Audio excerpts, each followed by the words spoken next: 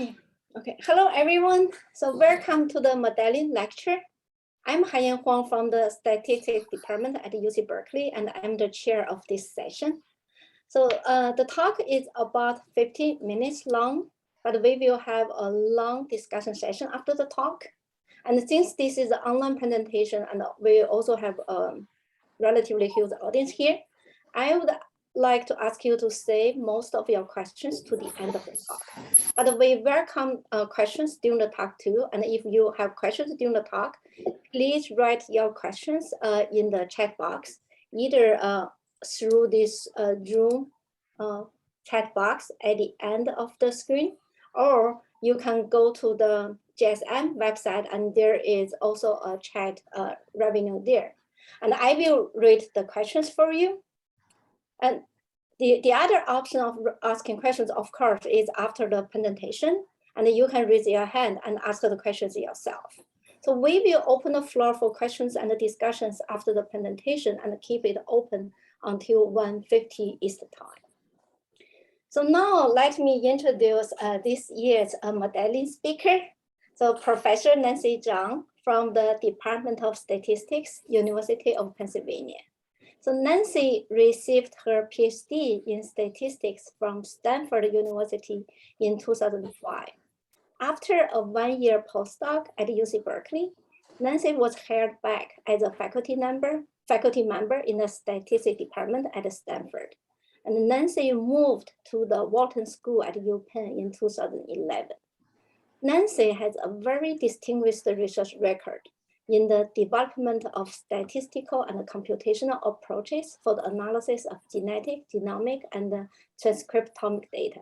So Nancy received the New World Silver Medal for Best PhD Thesis in Mathematical Science in 2007, and also the Sloan Fellowship in 2011. Nancy has distinctive strengths in connecting deep and the powerful theoretical work to practical solutions.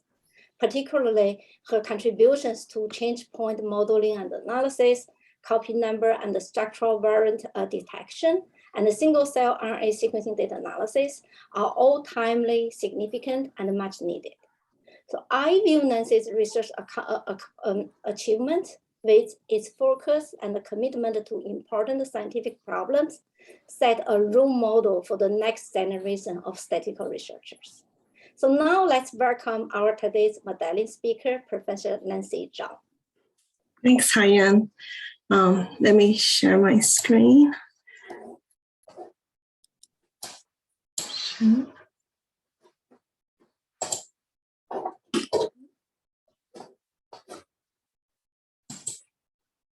Okay, I assume that you guys can see this.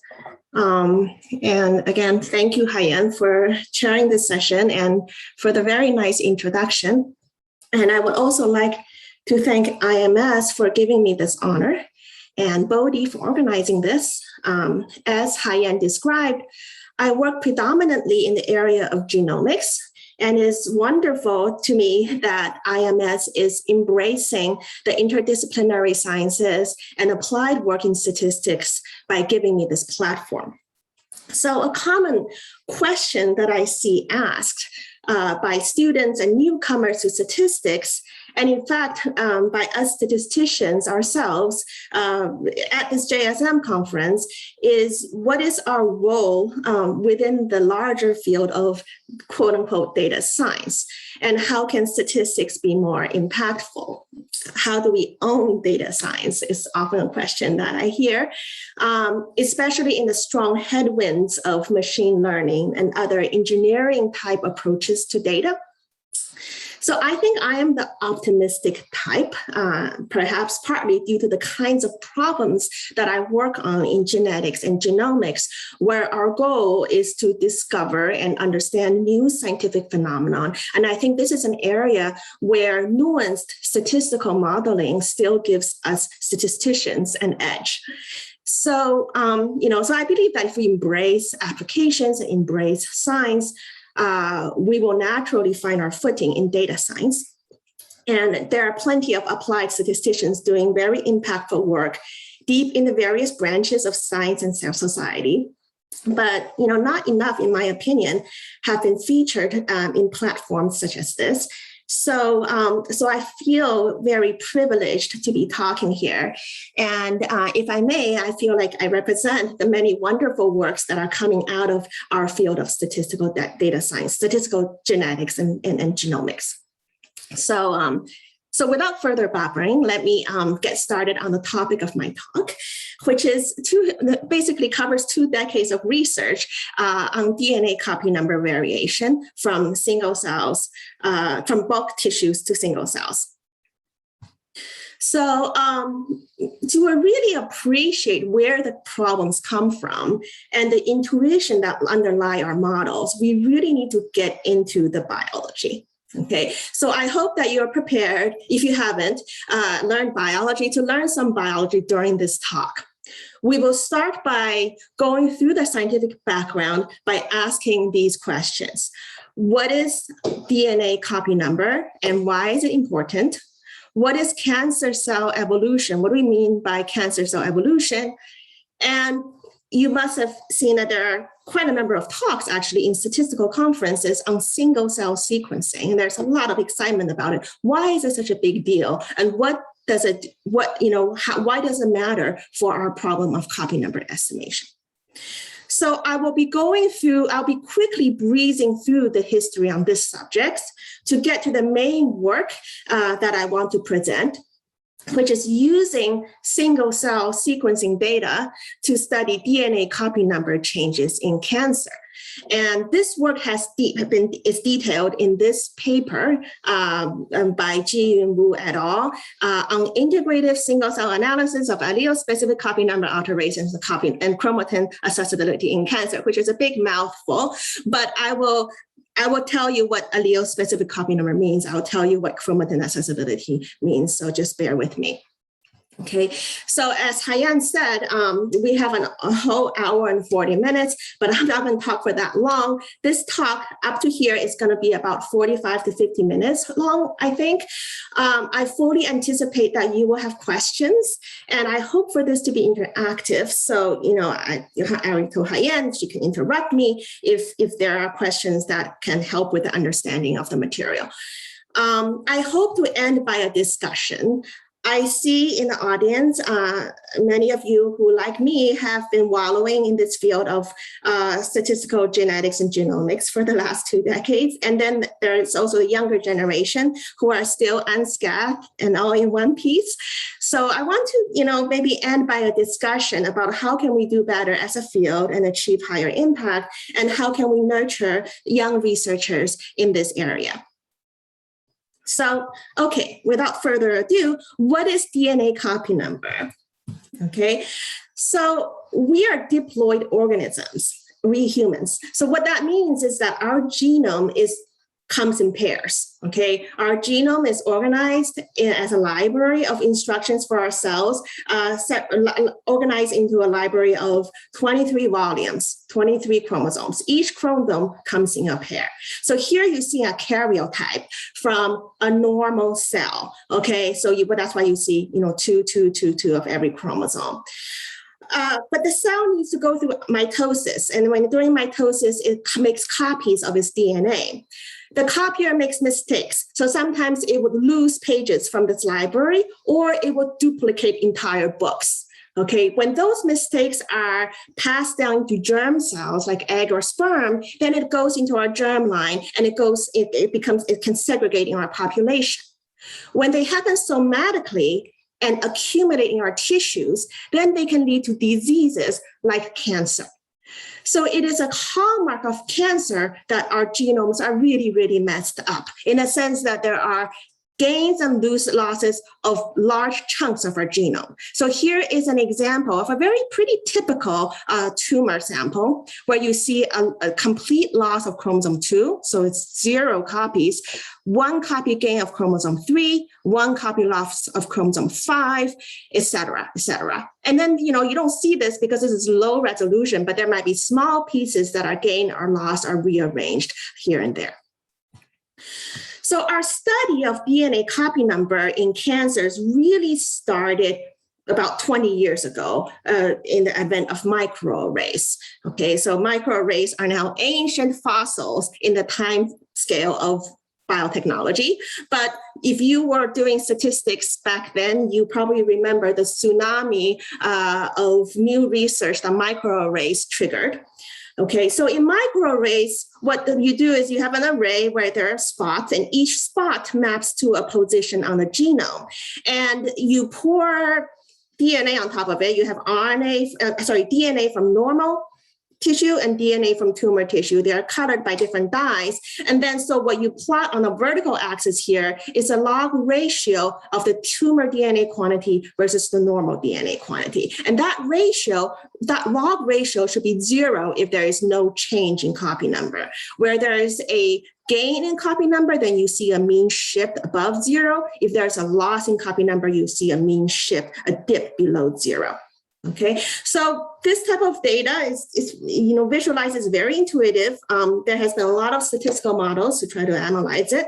What is important to realize here for the context of this talk is that this measures bulk tissue copy number, meaning that what you are pouring on top of it is DNA from a lot of cells in a sample of the tissue. So you're getting the mean average copy number across these cells.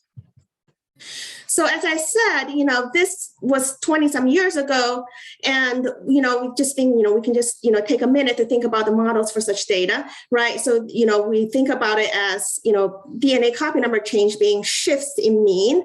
So there, so it's piecewise constant with these change points, tau 1, tau 2, tau 3, etc. And then there has been a lot of research that's been motivated by this on change point estimation, which means we estimate the means and the breakpoints tau I. Scan statistics, meaning, we try to, we scan the genome for small regions of change and try to control the type 1 error. Because this data is so huge, in sequencing and in the genome typing arrays, you have millions of data points in a sequence, then there really was a need for scalable algorithms. So there's been, quite a lot of work on that. And, sometimes, some of the algorithms use dynamic programming, wavelets of Fuse-Lasso, and a lot of other papers that I'm not going to take time to summarize. There's been a lot of work in this. Okay, so in the history of DNA copy number change, right, I said, first, the karyotypes that I showed in the first slide, we've, had those since the 1950s. Right around the turn of the century, there was a microarrays that helped us study this phenomenon. And, there's always a lag, beyond technology. After the microarrays were invented, there were about 10 years where there's a lot of population level studies using microarrays on DNA copy number. Then around 2005, there was a new revolution where next generation sequencing took the field by storm. It was called next generation sequencing back then. Now we just call it high throughput sequencing because, so we're already surpassed generation. And then with that, there has been a lot of population level studies of DNA copy number by next generation sequencing. Okay, so I'm not going to go into too much details about some of this because I don't want to bore you. But what I really want to go into detail about is this thing called single cell sequencing, which the first single cell sequencing of a tumor genome happened in 2012. And since then, there has been an explosion of methods and studies using this technology. Okay, and so coupled with this technological revolution, there has been a lot of statistical work, specifically the topic of DNA copy number analysis. So a few days ago, I did a Google Scholar search on the keywords DNA copy number in statistics and biostatistics journals, and I came up with over 1,000 hits. Okay, it's a big field to cover, and it started with single cell scans and single sequence scans and single sequence segmentation. I'm going to just go over a few of the models And, there's a lot of methods and theory done in this field. I'm going to go through some of the models that I think really was an aha moment for me in terms of understanding the data. So there was the allele-specific models. I'll tell you what they are. We've done quite a lot of work in pooled scans and pooled segmentation. I think that's a really fascinating area. So I'm just going to spend 1 or 2 slides on that. And we realized through this process that the messy problem of batch correction really is a first order determinant on how well you're doing a study. I don't know how much time I'll spend on that, but I just want to put that in the background. And with single cell technology, there's single cell models, and the main focus of this work is really the recent developments on single cell allele specific models. And I'll show you how these allele-specific models really give you a much more, interesting and just it's amazing how much diversity we can see among the cells when we look at the allele-specific level. Okay, so I will show you some data. So here is a matrix that is because there has been, this is bulk sequencing, okay, bulk microarray. So each row is a person and each column is a genome region, and genomic regions are ordered along the genome. Okay, so they're ordered by their position. And the data is actually very, very wide matrix. I'm just showing you a snippet here. So this is a snippet of a matrix that maps to a specific location in the genome. And there's millions of such points if you were to look at the entire data set. So now let me ask you, can you spot the CNV, the copy number variant region? So if you squint, can you see where the copy number variant region is? These are healthy individuals. They are normal individuals. So it's not cancer where large chunks of the genome get amplified or deleted, okay? So in healthy individuals, you have copy number variants, but they are much shorter, or else, it would probably cause a birth defect. But here it is, okay? So if you squint, you might see that there are sort of runs of higher red and blue values that are high or low, okay? And some samples are carriers, some samples are not. So these are population level variants, and where the carriers share the same breakpoints because they either inherited them from the same common ancestor or because they all arise from the same mutation hotspots in our genome. So later on, you're going to see parallels this set up in single cell data, okay?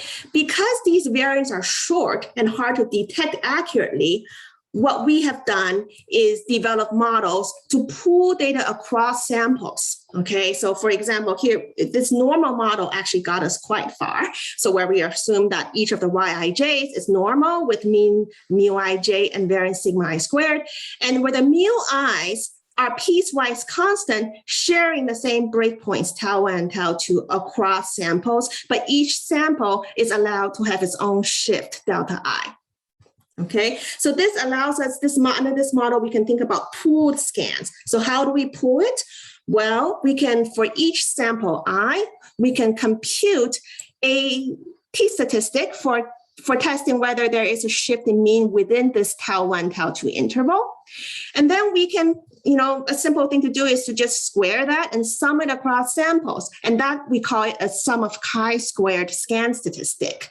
Now, that might, such sum of chi-squared scan statistics works well when you have a common variant that is in a lot of the samples, it's a lot of carriers. But what if you have a rare variant that only a few of the samples have? You might actually dampen the signal by summing across so much noise.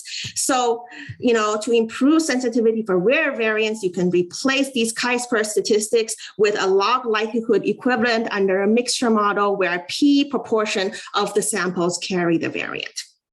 Okay, so there has been a lot of work on such type of pooled signal processing methods, and we developed analytic approximations for its type 1 error. It's important to have analytic approximations because the data has its continuity structure that makes it hard to permute, and it's so large that you don't want to have to do Monte Carlo.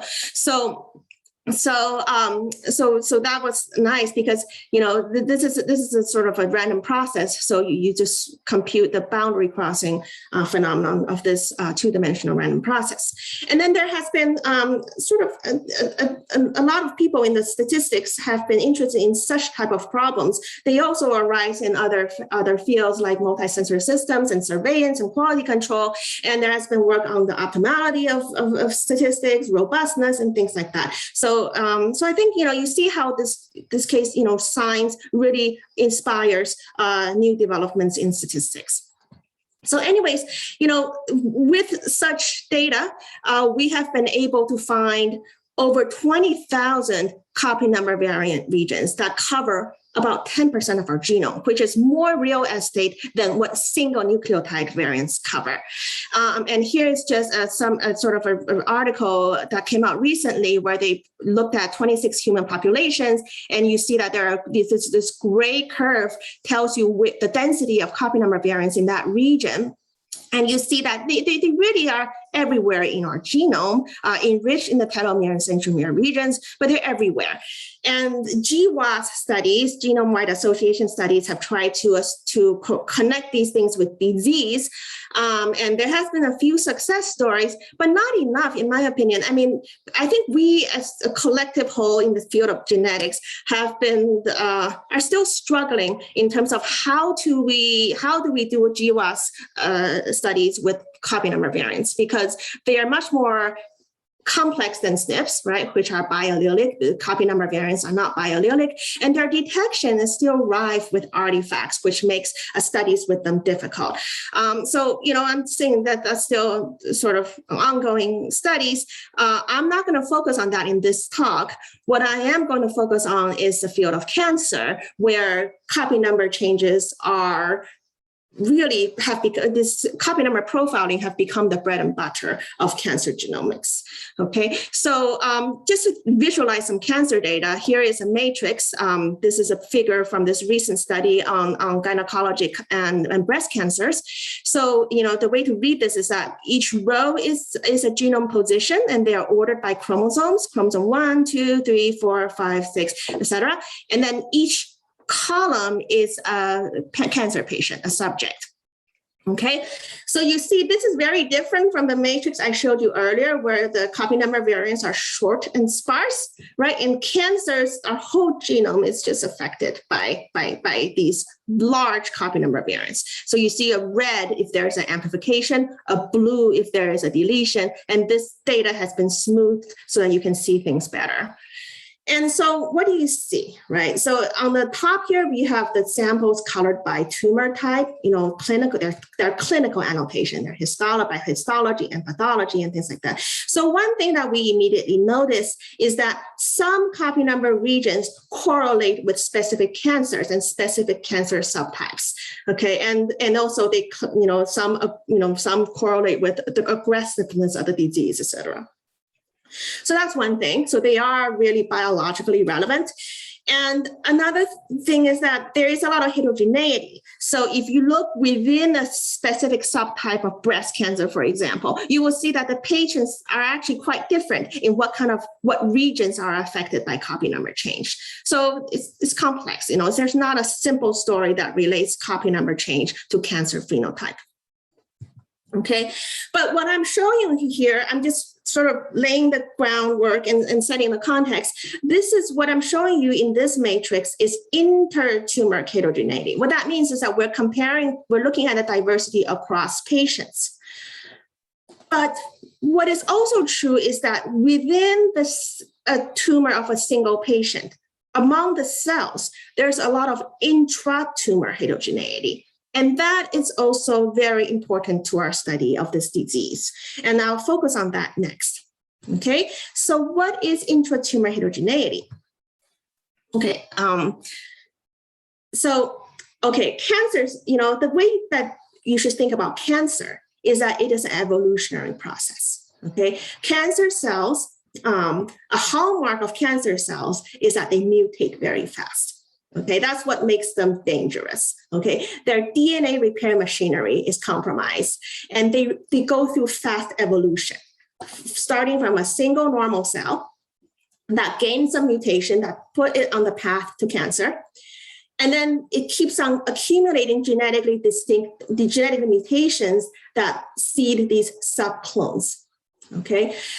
So why is this important? Well, some mutations might give a subclone a selective advantage that allows it to break into our blood system and seed metastasis, okay?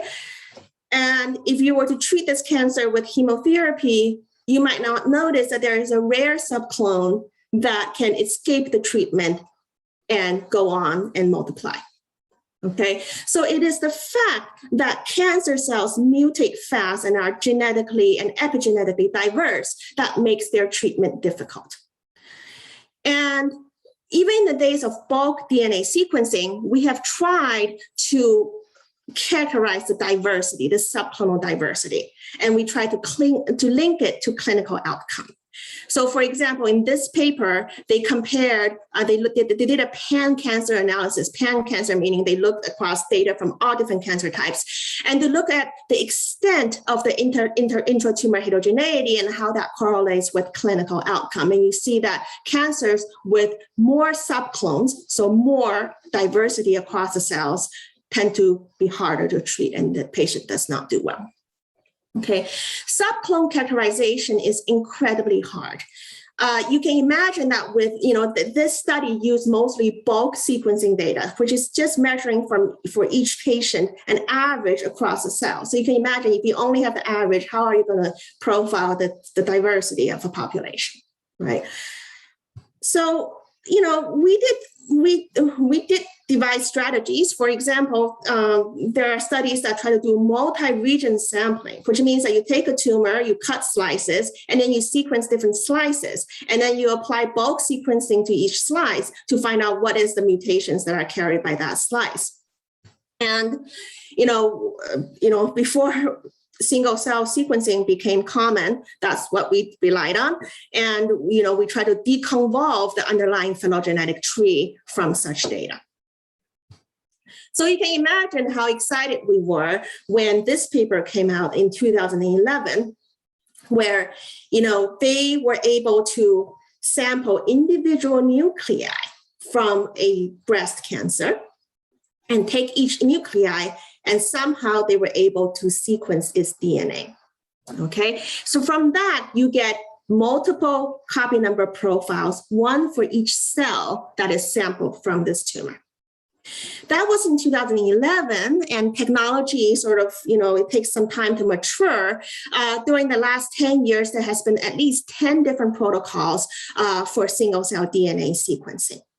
Now, note that this is single-cell DNA sequencing. I think actually all the talks I've heard so far in this JSM are on single-cell RNA sequencing, where you sequence the RNA, not the DNA. Now, that's also a very interesting topic. And, there has been much more work, like hundreds of, thousands of papers. And, I don't know, I can't count on RNA sequencing. But for single-cell DNA sequencing, it's a relatively underexplored field. Okay, and there has been a few papers throughout the years on how to analyze such data. And I'm going to talk about this paper that we did in 2020, this year, where we are specifically looking at allele-specific copy number alterations and try to couple that with chromatin accessibility in shaping the evolution of cancers. So from all these papers, there's only one other paper that looks at allele-specific copy number, which is Chizo 2021, and I will talk a bit about that in the next few slides. Okay, but first I want to tell you what is allele-specific copy number and why are we interested in that? So, okay, so allele-specific copy number. Okay, so here's a cartoon of our genome. Note that we have two different copies, and they're the two different what we call haplotypes that we inherit from our both parents. Okay, and at heterozygous sites, okay, at SNP sites, you will have two different alleles, which we generically call A and B allele. Okay, so this could be a C and a G, right? It's just like we just call them A and B.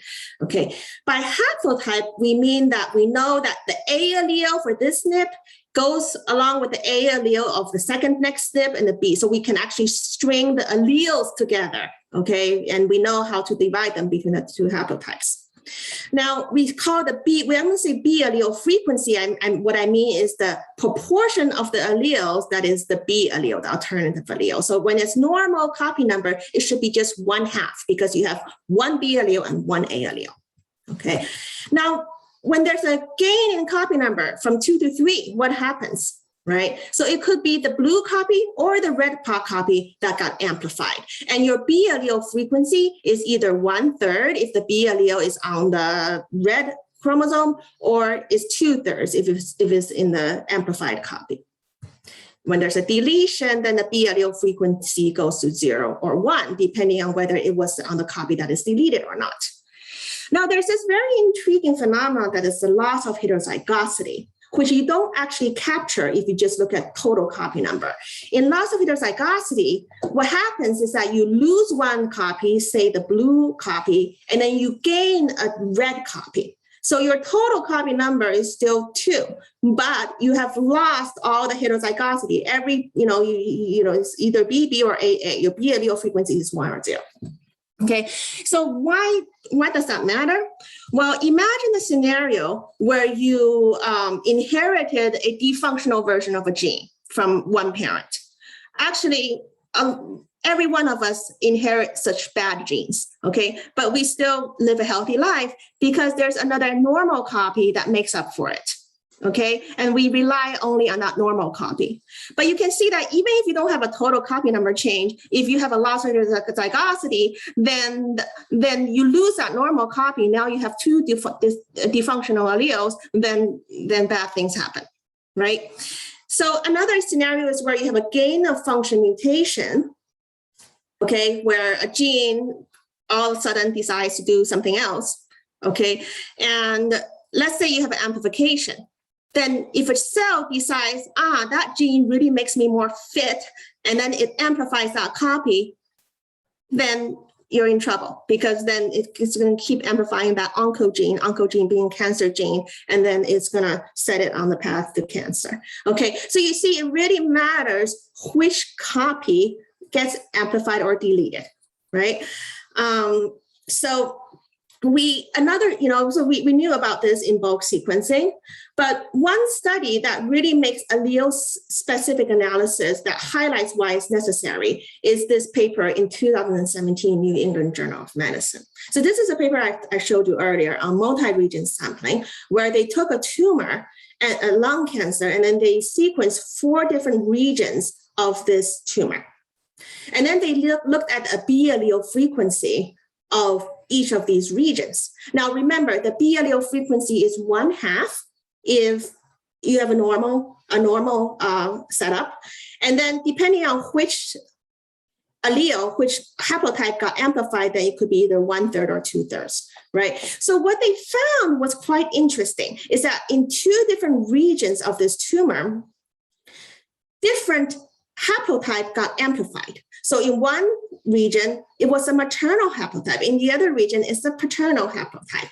So you see that you would not be able to see this if you were to just look at total copy number, even if you were looking at single cell total copy number, because the difference is at the allelic level. Okay, so how do these 2 subpopulations coexist in the tumor, and what is the biological ramifications? So in single cell data, this aspect has been ignored. A few months before we published our paper, there was another paper that came out that looked at allele and haplotype specific copy number in single cells. This is a Chiso paper, I pointed it out to you. And they were also able to find 2 instances of such mirrored subclones in high coverage breast cancer data. So that was, okay, encouraging that maybe there's something here. But their method is only applicable to high coverage single cell DNA sequencing data because they rely on this sort of window smoothing approach that requires, that does well only when the data is dense. Okay. And also another thing is that they rely on the external phasing of heterozygous sites. And I'll tell you what that means later. But that, you oftentimes don't have reliable phasing information, especially for cancers where rearrangements and things like that really, really mess up with a population, haplotypes. So, because their data, they rely on these things and they also, require high coverage, they cannot apply their method to, say, single cell ATAC sequencing data, which is much sparser than single cell DNA. Okay. So I'll tell you how we model this problem now that I think, we have the background for this. I'll tell you the underlying structure and how we model it. And maybe I'll go really, really fast on our method because I think, you guys are statisticians and then we like to look at the model, we like to look at the problem, and then we think about, we can think about the solutions sort of on our own. Okay, so what's the underlying structure of the single cell allele specific data? Okay, so I'm going to show you a cartoon where there are 3 subpopulations. There's a normal subpopulation where there's healthy, 2 copies of chromosomes, 1 for each haplotype. And then let's say that there is another subclone that has a loss of heterozygosity of this region. Okay, let's just say. And then let's say that there's another subclone that doesn't carry that loss of heterozygosity, but has a gain of this subarm of the chromosome. Okay, so you don't actually see that. That is what you want to estimate from the data. You want to know how many subclones there are, where are the events. But what you observe are sparse single cell reads, where for each cell, say cell 1, you have reads at these positions. Some of the reads, don't fall on they don't fall on heterozygous sites, so you don't know which allele they come from. And the other, if it does fall on a heterozygous sites, then you can say it comes from the, has an A or the B allele. So different cells will have the reads sampled from different positions. Some will have more reads, some will have smaller, less reads. And then a typical data set will have maybe hundreds or thousands, or maybe in the future, tens of thousands of such cells. Okay, so what we want to do is to infer from this data, this underlying structure of the population that you see above. Okay, so the challenges are many, right? So the reads are sparse. You don't have a lot of data for each cell. You don't know where the breakpoints are.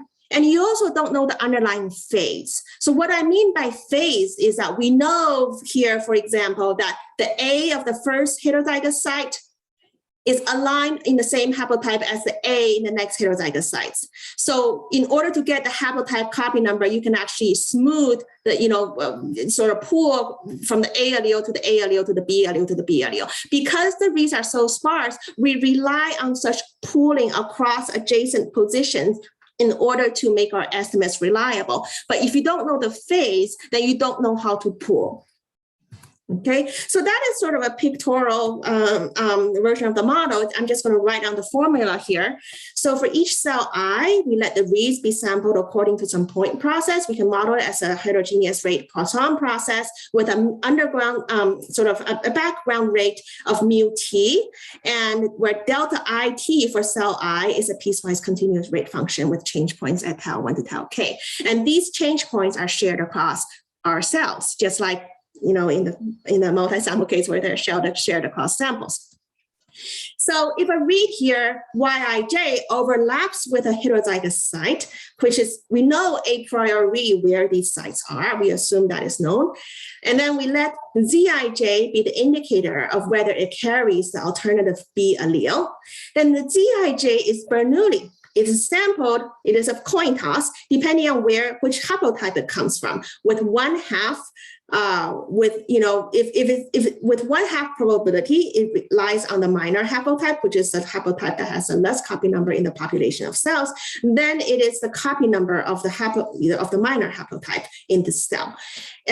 Otherwise, it is sampled from the major haplotype, then it is the other, is 1 minus theta. Okay, so theta is the major haplotype proportion.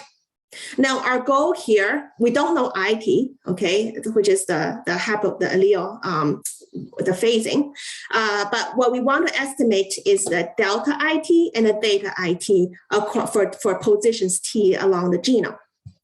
Now, we also know that these are single cell data. So there's not bulk data. What that means is that in each single cell, you get integer copy numbers, right? That the copy number is 1 or 2 or 3 for each haplotype, et cetera. So you don't get fractional copy numbers when you look at single cells. So if you do everything right, then your paired value of delta, which is the fold change, the normalized coverage fold change, and theta, which is a major haplotype proportion, this should lie on one of those canonical points. So for example, if it's a normal cell, then it should be at 1, a fold change of 1, and a B allele frequency of 1/2. If it is a deletion, let's say, then it should be a fold change of 0.5, and the B allele frequency is either 0 or 1. I didn't show you this canonical point, but there should be another canonical point here. And then if it's an amplification, then if it's a 1 copy amplification, then there's 3 copies, then theta is either 1/3 and 2/3, et cetera, right? So you see that in single cell data, because of the discreteness, we actually have this kind of interesting structure. So that's the structure of our model. I'm just going to tell you our solution is we're still improving on it. So it's sort of, current solution. So if you have your input matrices, we sort of did a compromise in the beginning. We said, okay, let's just pool the cells across, pool each position across cells to get the bulk relative coverage and B allele frequency plots. And then we're going to segment this across cells because we expect the change points to be shared. Okay, so we're going to find where the chromosome broke and then get our regions. Then for each region, we're going to go back and we're going to perform a EM algorithm that simultaneously phases the SNPs by pooling across cells and also infer the cell per cell major haplotype by pooling across adjacent SNPs.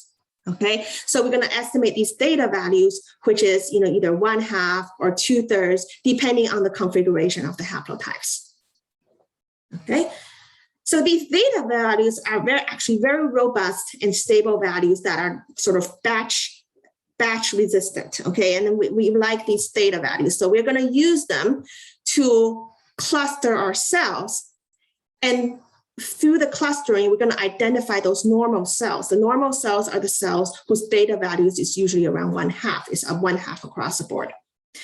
From these normal cells, remember, because we cannot look at the coverage profile because there's this background rate that we have the control for. So we're going to use these normal cells to get the normalized coverage, which we can then use to plot against the data to try to cluster our cells to one of these canonical points. Okay, so that's the sort of overview of our method. And let's see what it yields on real data. Okay, so here I'm going to show you this gastric tumor.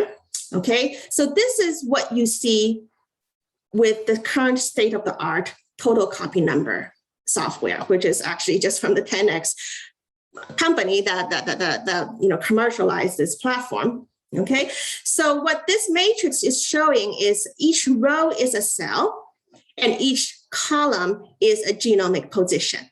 And it is orange if there's an amplification. It is blue if there's a deletion. You see that this is a male, so that's why there's only 1 copy of the X. Okay, and so you see there's a chromosome 21 deletion. There is a chromosome 7, chromosome 8 amplification. And then these cells here where there's nothing going on, those are the normal cells that are mixed in with the tumor. So when the surgeon resects the tumor, it's not all going to be tumor cells. It's going to be normal cells mixed in. Okay, so let's see. So this is what we see for this tumor, and then the paper analyzes classified this as a simple tumor, meaning that there's not much going on in terms of copy number change because there's only a few chromosomes that are affected. It doesn't seem to be that complex. So let's see what happens if you put this under the alleloscope. Okay, so let's look at this amplified region on chromosome 7. Okay, so when you look at this amplified region, you expect there to be a cluster here at 2/3, 1.5 for 1.5-fold amplification of the major haplotype.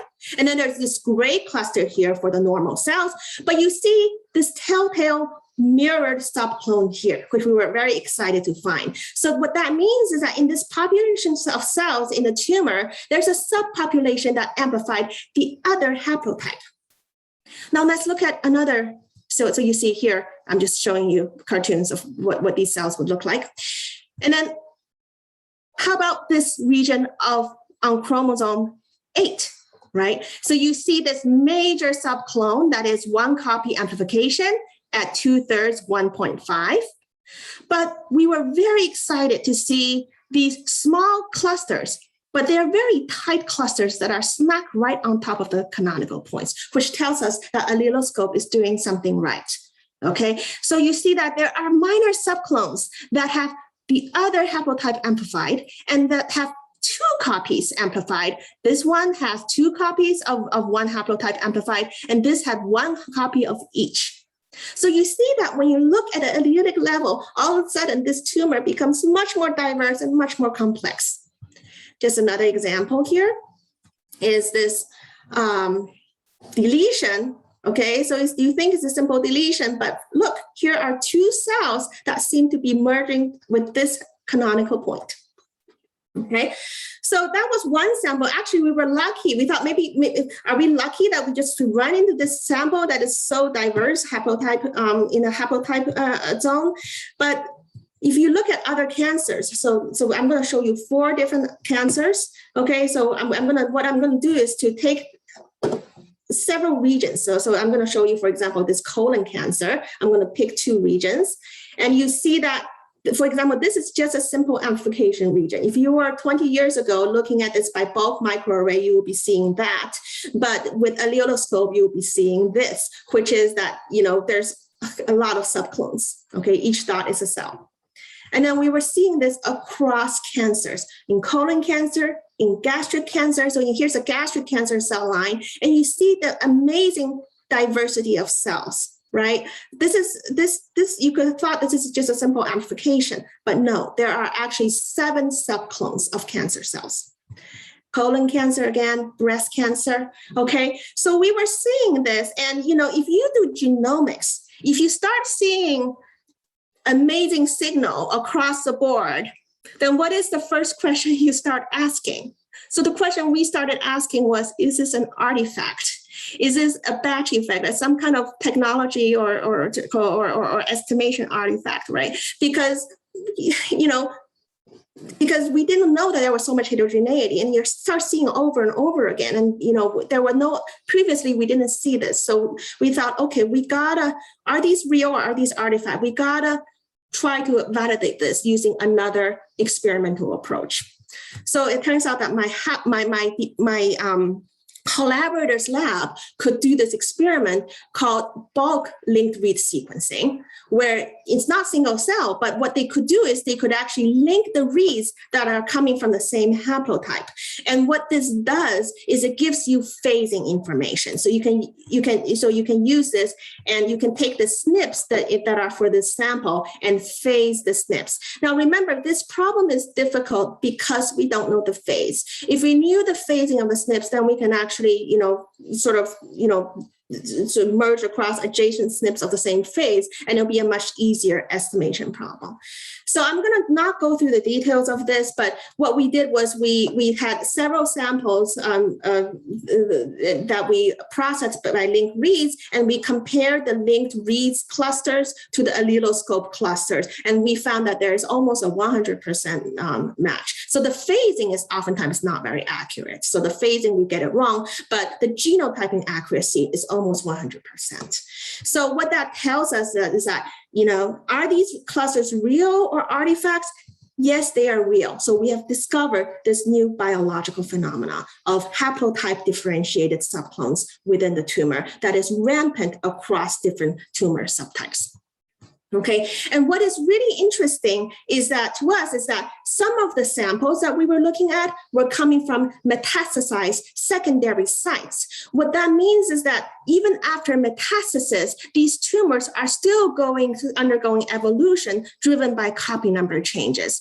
Now, that is actually not what people actually expect because, so a bit of history.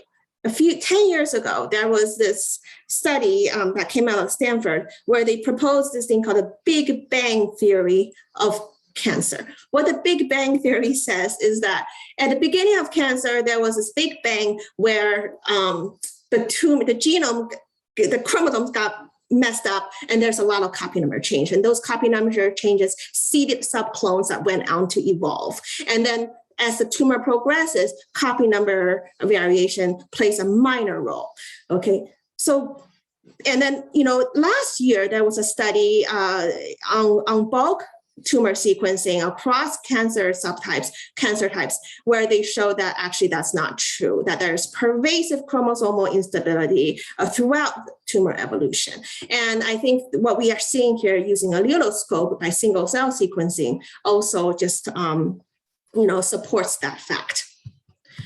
So, that's DNA sequencing, right? So we can, we started with 20 years ago, we started with data that looked like this, which is bulk sequencing or bulk microarrays. Now with single cell DNA sequencing, alleloscope can tell you that the actual complexity of the tumors look like this. And then using the allele-specific copy number profiles, we can now cluster the tumor cells into subclones.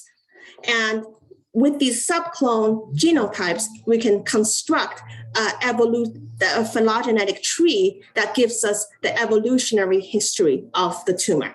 Okay, so this tree construction step is still very manual. It's still manual because we don't know how to model that. But at least we can do it, and then so we can now figure out, for example, what mutations were first, what mutations were last, and and other things. Okay, so I think I'm at 12:56. So okay, so I'm just going to use 2 slides to tell you about what we're doing currently. Okay, so genome instability is one driving factor in tumor evolution, but it's not all. Okay, what we have come to realize in the last 10 years is that other things like epigenetic level changes. So epigenetic changes are changes to the chromatin, to the DNA chromatin that is also passed down through mitosis. These epigenetic changes have an interplay with DNA level mutations to drive cancer progression. So what we did was to study DNA level changes, we looked specifically at copy number alterations. And then there are single cell chromatin accessibility assays that help you look at the epigenetics. So then the question is, can we also, because when you assay a cell by ATAC-seq, you get these peaks where the chromatin is open. Okay, so open chromatin reads. It's like in your library, each cell, you have the library of books, which is your DNA. You ask which book is open, which recipe is open on the table to be transcribed, right? So open chromatin tells you that. So the question is, would we be able to get the copy number profiles from such data? And there is nothing in our model that says that this has to be for DNA. In fact, we have an underlying background rate muti that can also be applied to single cell ATAC-seq data. So we applied this model to single cell ATAC-seq, which is matched for the same colorectal cancer or gastric cancer cell line that I showed you earlier. And you see that for these regions where you see DNA level subclones, you also see ATAC level subclones. The ATAC data is much noisier, much more low coverage. So the clusters are much more dispersed, but they have the same sort of geographic structure as the DNA. Okay, and then this will allow us to sort of study the interplay of chromatin level accessibility changes with DNA level changes and see how these two processes together shape tumor evolution. Okay, so in the continuing work, we're going towards RNA now. We're looking at how do we couple these estimates with RNA data and also with spatial transcriptomic data, because the tumor microenvironment also shapes cancer progression. So just to recap, remember we've come a long way. We started with karyotyping in the 1950s. Then we went on to microarrays, which gave us bulk profiles, which we used to study the human population, then next generation sequencing and microarrays. And then recently there's a single cell sequencing boom, which allowed us to look at the cell from various single cell omics platforms. And then there's a spatial omics data now that allows us to look at the tumor cell in relation to its microenvironment. So I've touched upon pooled scans, allele-specific models, and single cell allele-specific estimation. So I guess, that's all I want to say. I want to acknowledge everybody whose hard work went into this talk, especially Ji-Yun Wu, who is a student at Penn, who did a lot of the heavy lifting on alleloscope, as well as my collaborators, Han-Li Ji, Billy Lau, Hao Chen on allele-specific bulk sequencing, tumor, Yu Chaojiang on tumor heterogeneity analysis, Andy Min, who did a lot of validation experiments for us in the past, David Sigmund, who worked, who's my PhD advisor, who taught me a lot of all of this and worked with me on the pooled sequencing, and Brendan Yakir on the pooled scans. And I want to thank you for staying and listening to this talk. Thank you very much, Nancy, for this great presentation. So now let's open our floor discussion. So any questions for Nancy? Let me close the window because there's a really loud. Sure, please go ahead. Sorry, there's a really loud gardener outside. If I don't see your raising hand, but you have questions, just feel free to ask directly. Let's see. Oh, Hong Kai. Hong Kai has two questions. So Hong Kai, yeah. Are you still here? Do you want to ask directly? I can unmute you.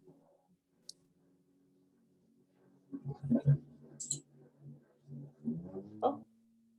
Okay, so yeah. Right here.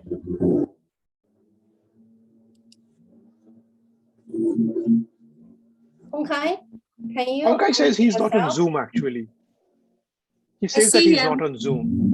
So, oh, okay. Then I will just raise questions. Yeah. Yes. So the first question from Hong Kai is that given the sparsity of the single cell ATAC-seq data, so what's the resolution of copy number changes you can detect?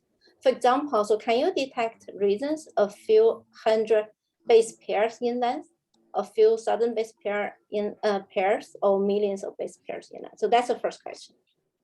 Yeah, definitely not a few thousand or a few hundred. It has to be megabases, at least megabases long. 10, 20 megabases, where it can be pretty confident about chromosome arm level events. The second question is for single cell ATAC-seq data. Yeah. How do you distinguish between Yeah, that's a very, very good question. Oh, Yeah. you have a question already. Okay. Oh, I see it. Yeah, thanks, Hyan. I see it. Yeah. So how do you distinguish between allelic copy number changes, changes in DNA copies, and allele-specific chromatin accessibility changes? That's a very, very good question. Well, first of all, I just want to say that for ATAC-seq data, what people are doing now is they're not trying to distinguish this. They're just, estimating the total copy number and saying, if it's big enough, then it should be DNA copy number changes. And the allele specific, the ATAC-seq chromatin level changes are really small and local. I don't think that is actually true. So what we do for ATAC-seq data is that we try to get our collaborators to also sequence the DNA in bulk, do bulk DNA sequencing, which is a very easy thing to do nowadays. So you have to pair the bulk DNA with the single-cell ATAC-seq, and then you can use that to confirm as a confirmatory analysis. You take the regions that you found by the ATAC-seq and see whether there's signal for that in the DNA. Great. Any more questions? I thought somebody had raised his or her hand at some point of time. I'm not sure who that was. So I remember maybe it's the last name was Gong. Is that right?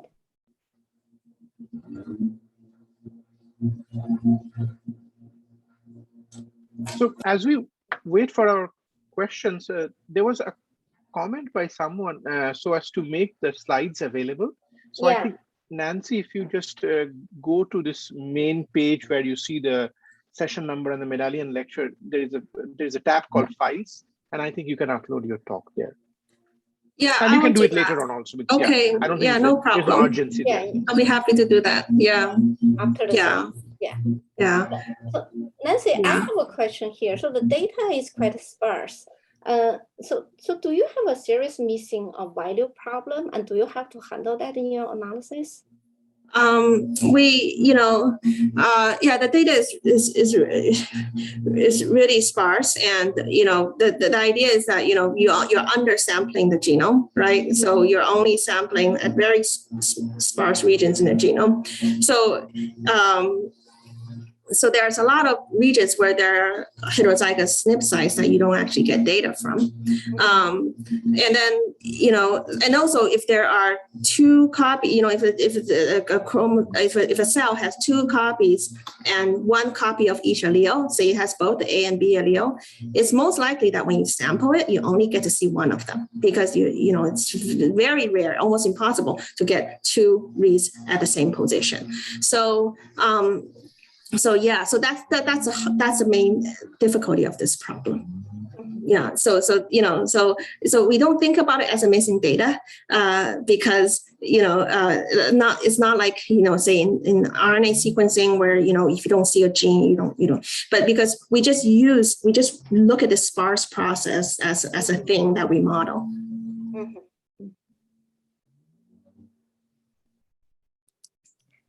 Any other questions?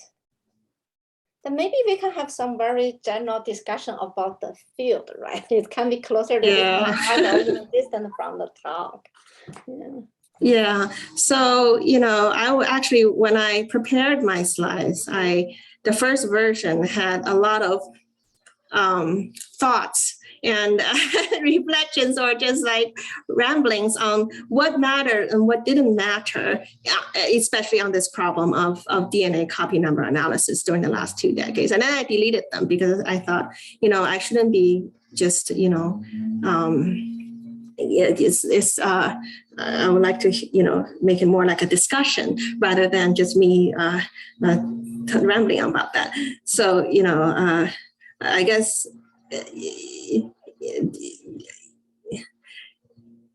I think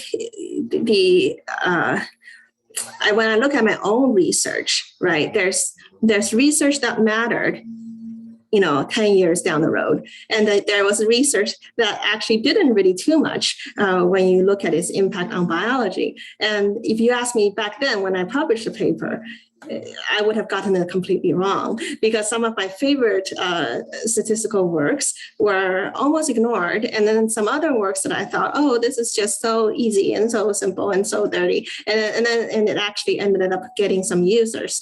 And so, I think nowadays we sort of have come to an awakening in statistics that, sometimes it's like, we have to reassess basically in terms of what matters and what doesn't when you are in a field that is undergoing such rapid technological revolution as genomics.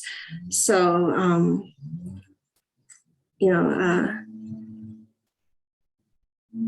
yeah, that's an interesting point. I think that for both type of work you mentioned, they have their own values, but maybe in different ways. Yeah. I mean, I think it's only been 10 years and 20 years that I've entered this field. I think one thing that has been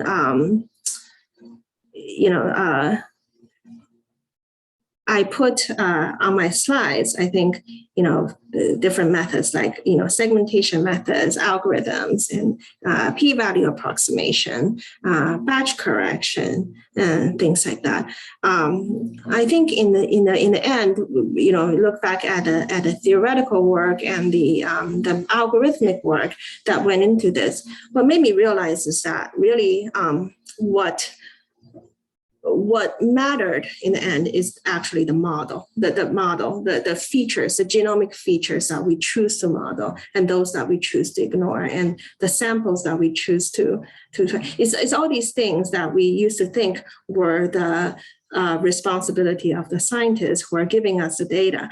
But I think in this modern age where data is so complex, oftentimes my collaborators don't know what to give me, and they don't know what questions they're asking, how to formulate their hypotheses. So I think there is a big sort of a role of statisticians in just working together with the bench scientists in actually formulating the questions and design and collection of the data to sort of get the features. To do this, you have to really basically make it your career to work with a specific scientific domain, and cannot be too much of a generalist or you don't sleep, right? Yeah, that's very valuable experience to share. And I'm interested, in asking about your opinion about deep learning methods, in the field. Like you talk about the models, right? But for deep learning methods, usually they are model free. They are just trying to learn structural pattern from the data. So what do you think? I think deep learning methods are sort of I think it's a lazy man's approach to many problems. Like a lot of problems, for example, we worked on the problem of bulk RNA-seq deconvolution. And, it's like we developed this model for it. And then somebody comes along and just plug into a neural net and it still works. And you also get good estimates. So I think, there are some problems that have this engineering flavor where you know what you want to get and you have training data and you have a prediction. You can formulate it as a prediction problem, and you can plug and chug into a deep neural net. And they are very powerful, and they do have a place in scientific inquiry. But I think when we are, like for example, the problem that I talked about, which is this copy number estimation. I still cannot think of we might be able to replace a segmentation algorithm in there with a recurrent neural net. No problem with that. But in terms of the insights that we gain from that, I don't think we can. It's a statistical modeling that informed by biology and with interpretable parameters that deep learning cannot so far cannot do. And I think that is where statistics still has an edge. But in order to take advantage of that edge, statisticians really need to try to understand the science in order to build these models, right? So because I think the advantage, like you say, deep learning is model free. You can just plug and chug. That, so in statistics, we really care about the model and really care about the interpretation of the parameters. So that is really the advantage. But in order to take advantage of that, we really need to think about the modeling. And to think about the modeling, I think we really need to actually get our hands dirty and with the scientific details. Thanks, Nancy. Very helpful. So I want to invite questions from the audience again. So any questions? I don't see. There is a question. I'm just going to copy paste it in the other Zoom chat. Oh, okay. We are still trying to get familiar with this new technology.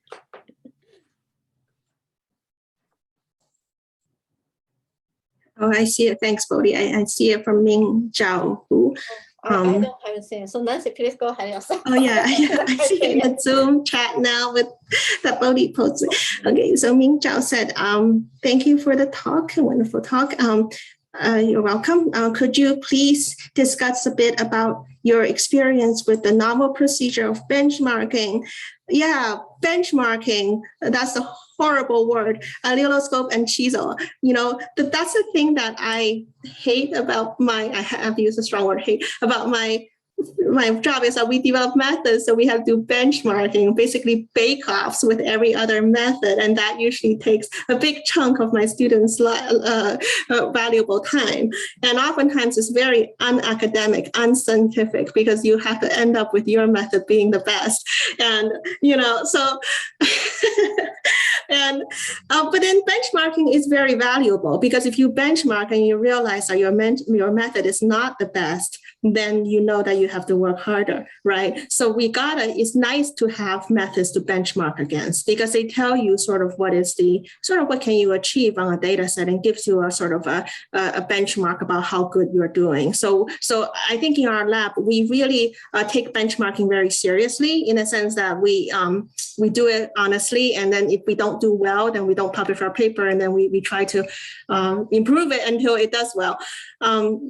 But the nice thing about this work, alleloscope, is that we didn't need to benchmark against 20 other methods. There was only one other method that we needed to benchmark against, which is chisel. And they're very different methods. So we actually have to, because our method actually can work with, second tier data, and their method actually works off of, Ji-Yun can tell, I don't know the details because she did all the hard work. She had to go through the raw data to put it into chisel. And so you have to think about what metrics to use to benchmark, right? Like, how are you going to have fair metrics to benchmark? And so there was a lot of thought that went into that. In the end, it was very clear, we expected our method to be better, and it was better in the benchmark.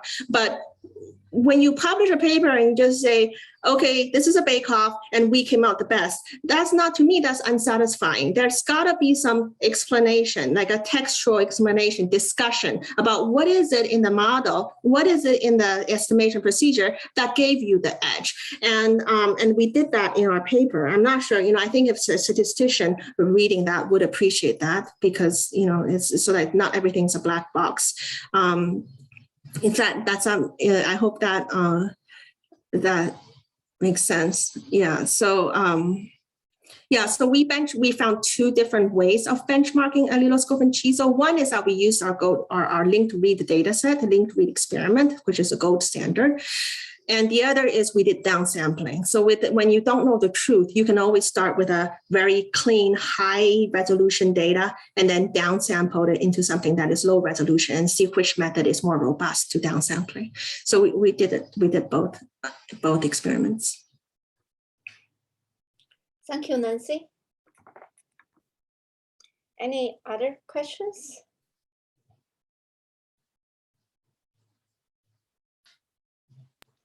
Then, I don't see anything in the other chat window. Yeah, then maybe we can conclude this session. Okay. Well, thank you, everyone. And thanks to Haiyan and Bodhi again. Thanks, Nancy. Thanks, Okay. Anne. Okay. Thank you. Bye. Bye, everyone. Bye, everyone.